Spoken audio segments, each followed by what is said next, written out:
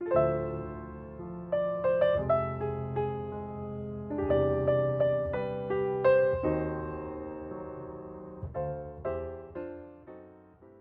nombre es Adriano Duarte, soy escritor, traductor de inglés, también tengo algunos otros proyectos.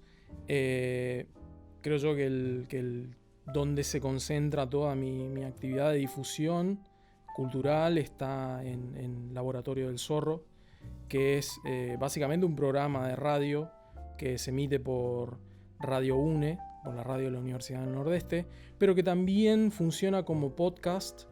Y ahora, bueno, está como en cierta medida tirando otras líneas, ¿no? Y está funcionando también como una suerte de editorial, que bajo ese sello Laboratorio del Zorro estoy sacando mi segunda novela, La Casa de Arena. Mi relación con la palabra creo que arranca muy al principio, diría yo. Suele decir mi madre que empecé a hablar mucho antes que aprender a caminar. O sea que creo que en ese sentido la palabra nació conmigo. Tuve una relación prácticamente inmediata con el mundo a través de la palabra. La palabra me permitió en algún punto empezar a apropiarme del mundo. Y creo también que nació con la lectura. Eso es algo que estimuló mucho a mi padre. Mi padre tiene formación de maestro y él, cuando creo yo notó esa precocidad en la cuestión de la palabra, estimuló mucho la lectura. De hecho, aprendí a leer mucho antes de empezar la escuela. Y en esa relación con la lectura comencé a leer muchos libros de bestseller. Él tenía una enorme biblioteca de autores bestseller que en los 80 era más o menos como el cine clase B, pensar ahora, ¿no? Son autores que hoy, si uno los piensa, por ejemplo, estaba Stephen King, que en esa época era considerado como un autor de clase B, ¿no? Al pensar el bestseller en ese sentido. Y también otros autores que quizá no se conocen tanto, que son parte de esa camada de escritores como Frank de Felita, William Peter Blatty, el autor de El Exorcista, por ejemplo, William Horsberg, ¿no? Varios autores que en algún punto tenían como cierta relación con el cine, y en el cine también creo hay una cuestión muy importante que encuentro yo en mi estética, que viene también por el hecho de que por un lado está la literatura y por otro lado el cine. Eso es otra cosa que influyó mucho en mí. Yo vi mucho también, iba mucho al cine Colón, a las matinés del cine Colón, por ejemplo, y veíamos mucho VHS en casa, muchos videos. Solíamos alquilar muchísimas películas con papá cuando llegaban los fines de semana. Una de las salidas es ir a los videoclubs que había acá por el centro, y él elegía sus películas, nosotros elegíamos las nuestras y veíamos mucho. Entonces, en ese complemento, creo yo, se fue generando esa idea de querer contar historias. Y mi primer manera de querer contar historias fue tratar de dibujarlas. Pero pronto me di cuenta que no era muy bueno dibujando, digamos.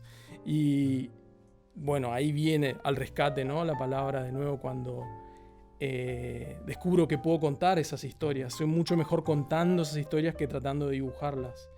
Y creo que ahí empezó, digamos, ese descubrimiento, que llevó obviamente mucho tiempo, en la cuestión de que se pueden contar historias con las palabras. Mi otra relación empezó también en la adolescencia, cuando entré en contacto con ciertos poetas, los poetas simbolistas, Rimbaud, Baudelaire, ¿no? Pero también ahí hice otro descubrimiento que me parece a mí fundamental, que es el hecho de que el verso no me alcanzaba para querer contar lo que yo quería contar. Siempre empezaba un verso y sentía que me quedaba corto y quería escribir más, y entonces el verso se terminaba convirtiendo en una oración de 2 o 3 líneas. Y bueno, eso me inclinó mucho hacia la narrativa. Yo creo que me recibí, entre comillas, ¿no?, como escritor, creo yo que empecé a manejar el oficio en el 98, cuando escribí mi primera novela, que se llama El Intruso. Creo que ahí fue el momento en el que yo sentí que podía comenzar a escribir, podríamos decir seriamente, ¿no? Es decir, tenía como cierto oficio para poder empezar a contar cosas, ¿no? El proceso de edición es algo de lo que, bueno, en cierta medida me apropié un poco, ¿no? Y eso, creo yo, viene por el lado de mis gustos también, ¿no? O sea, hablando del cine B, ¿no? Del cine clase B, los bestsellers.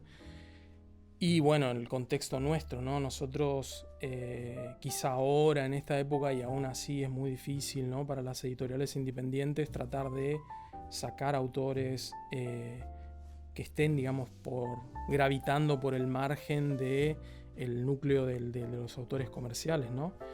En ese punto yo me apropié de eso. Yo desde muy chico, y ahí está, digamos, de vuelta esa relación con los libros, la lectura, mi papá, otras cosas que me enseñó fue, por ejemplo, encuadernar.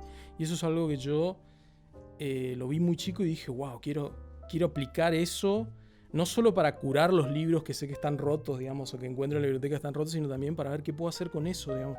Establecer una relación entre la palabra, el hecho de escribir y el hecho de poder yo adueñarme y crear mis propios libros.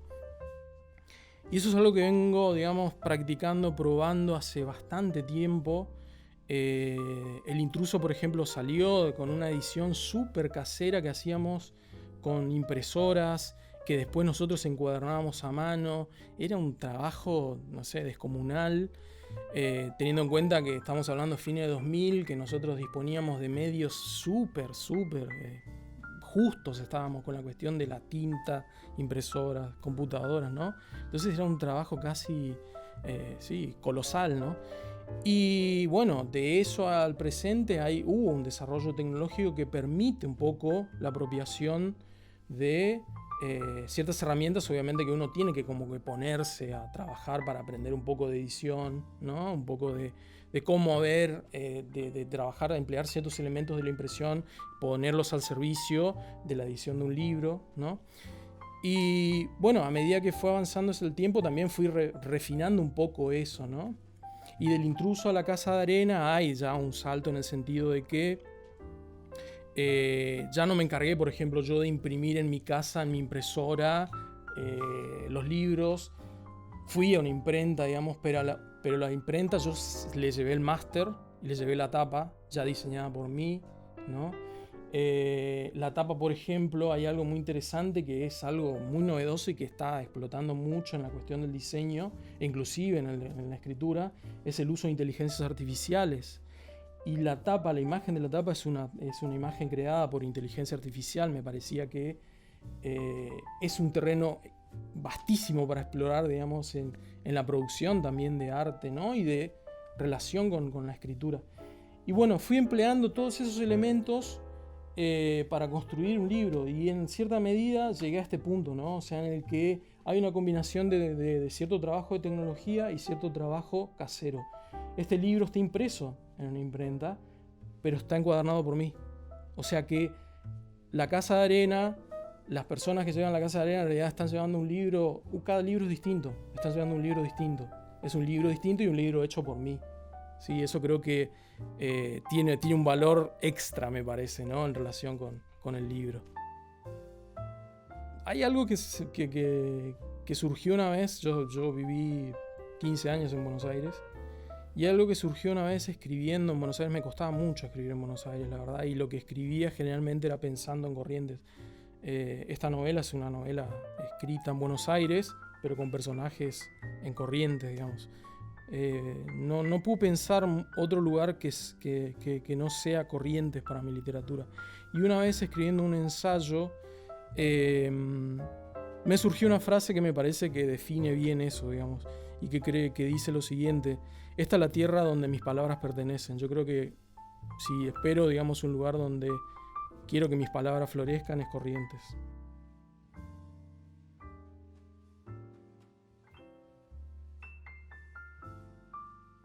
Ariadna tumbó la cabeza hacia un costado.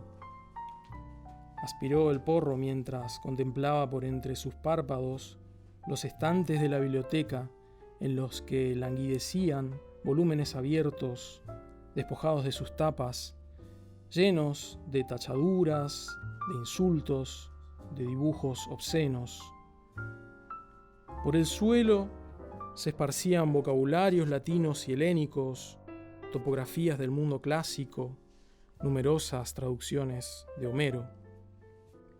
En el rincón, entre las patas del piano, se deshacía una barroca versión de Esquilo, a la que ella solía dedicarse en sus descansos.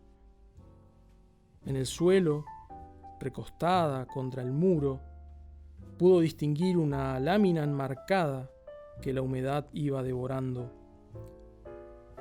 En ella se anunciaba su presentación en el Teatro Colón con la partita en re menor de Bach. Luego de aquella noche, recordaba Ariadna, no quiso saber ya más nada de su madre. Intentó concentrarse en Tartini. Para la temporada de ese año tenía programada una gira por Europa. Sin embargo, con el pasar de los ensayos, Ariadna comenzó a notar que su destreza se diluía. Había conseguido dominar con bastante maña los tonos melancólicos del largueto afectuoso. Al emprender el allegro, no obstante, sentía que sus dedos comenzaban a hormiguear. Traspasaba los compases del grave como si cruzara descalza un baldío sembrado de escorpiones. Pero ni bien atacaba el trillo, el arco se le zafaba de la mano, igual que a una principiante. Al principio no se dejó intimidar. Una tarde probó tocar el prelude de la sonata número 2 de Isaí, obra con la cual había conseguido la beca del Mozarteum, para corroborar que sus lapsus eran solo cosa del momento. Sin embargo, descubrió con estupor que luego del tercer calderón su mano desfallecía. En ese instante, su temor se transformó en cólera. Corrió a la alacena en la que su padre guardaba las medicinas para la enfermedad de su madre. De un manotazo arrojó los frascos de alcanfor, de gorgojos secos, de uñas del diablo. Luego derramó las botellas de fermento de mandioca y de elixir de algarrobo por la mesada y el suelo. Horas más tarde, su padre se limitó a inventariar en una libreta lo poco que se había salvado del desastre. Luego lo reunió como pudo entre sus brazos temblorosos, cada vez más pálidos y apergaminados, y se lo llevó a la habitación. El caos permaneció invariable durante días. Su hermano, a salvo de cualquier entredicho con el mundo por sus investigaciones sobre la filosofía de los gnósticos, le recriminaba un encono tan insubstancial mientras se limitaba a caminar en puntas de pie por entre los vidrios rotos para alcanzar la heladera. Harta del estropicio, acudió al almacén una mañana y compró guantes de látex, lavandina y un delantal de hule. Había planificado acabar con la limpieza en 1 hora a lo sumo, juntar las sobras de los frascos y de paso fregar un poco el piso, limpiar las ventanas, desengrasar la cocina y la mesada. Sin embargo, al comenzar a barrer, descubrió en un rincón, entre las astillas de vidrio, un tumulto de hormigas asediando restos descompuestos de placenta. Corrió al baño y vomitó hasta las tripas.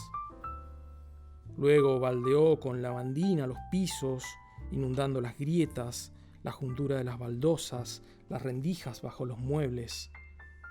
Persiguió las hileras de hormigas que recorrían los zócalos y las borró a cepillazos.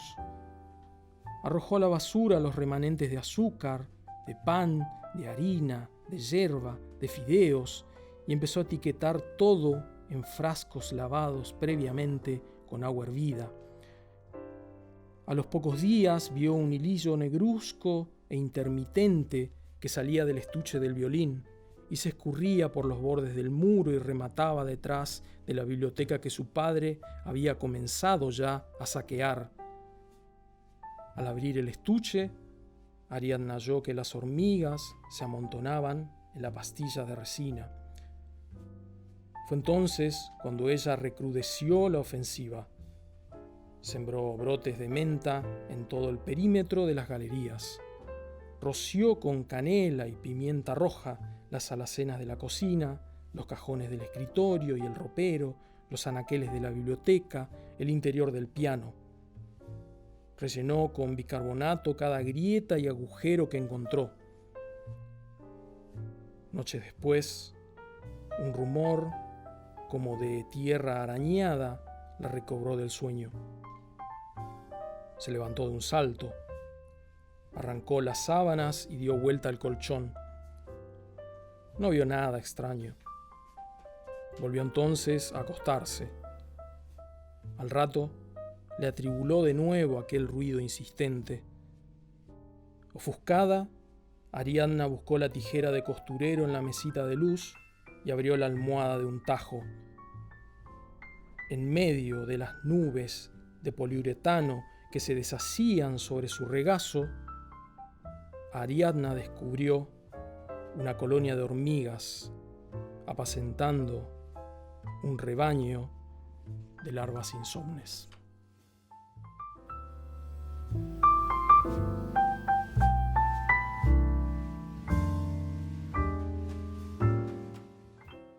A los lectores dejo abiertas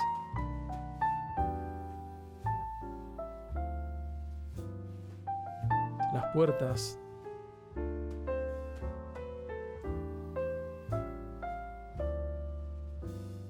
de mi casa de arena.